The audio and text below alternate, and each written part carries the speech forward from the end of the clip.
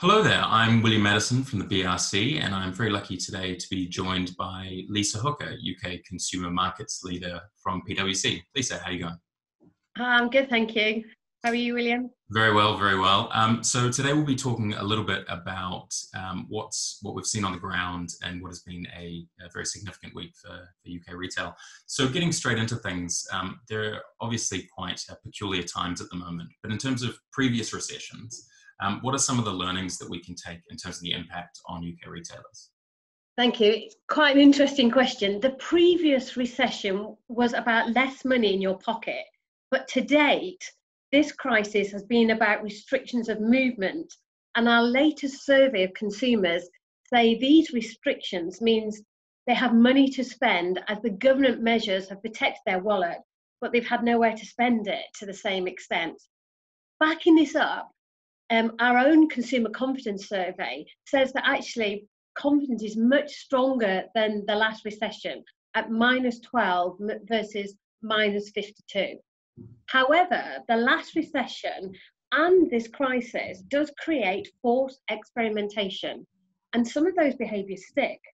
The previous recession was all about a flight to value, trading down and buying clever, and much of these behaviours remain. This time, it has been about an acceleration in online penetration in those areas that historically had a low penetration, such as grocery and health and well-being. A more use of your local high street, with 24% of us shopping more with small shops or independents instead of chains, and valuing more ethical retailers. Post the lockdown, over a third say they will shop with retailers and brands that look after their staff and or support the NHS or vulnerable people.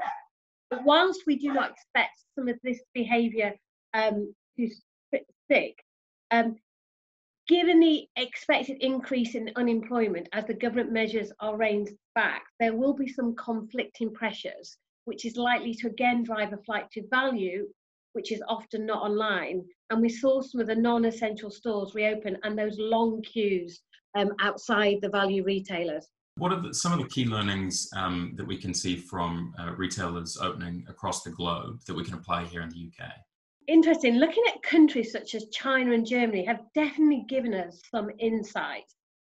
For example, if you look at categories, there's been pent-up demand for areas associated with the home, such as DIY and furniture and home accessories. But there is a question about how long this will last if we do see a squeeze on income. But elsewhere, we've seen a more gradual build-up in sales, such as clothing brands.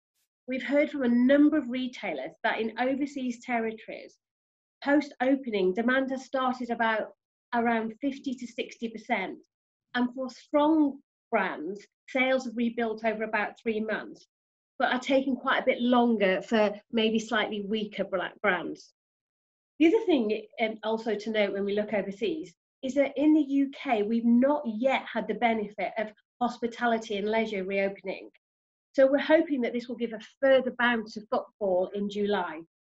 Retail's obviously facing a lot of obstacles at the moment, and in particular with the reopening process, what are the sort of challenges that we're seeing on the ground? Well, there's been lots of conversations on how you reopen and keep everybody safe, but also operate profitably and bring your staff back onto the payroll and off furloughing. But some of the other areas that everyone has to think about is the changing demand patterns, the changing location of where your customers are shopping, such as local, how you deal with stock, promotions and returns, how you take out non-productive costs. So just picking up on, say, 2 of these, we are seeing category shifts to areas such as health and well-being, the home, kids and loungewear. So given this, how do you adapt your ranging and space? I think M&S is doing a really good job of this in stores, and it's worth having a look.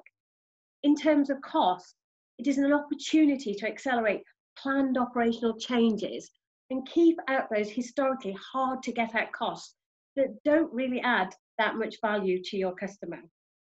So, in your opinion, how do you think that the retail industry will emerge from this period in terms of changes? So, obviously, looking in the immediate and the long term, what are some of the challenges and maybe more importantly, the opportunities that retailers are going to face? The good thing is that consumers want to spend, but they want to spend in a different way and potentially on different things and in different locations. So retailers need to adapt, and they've shown many a time that they can adapt. What is not going away is the demand for value for money and the increasing merging between online and offline in the way we shop, we engage, and we communicate.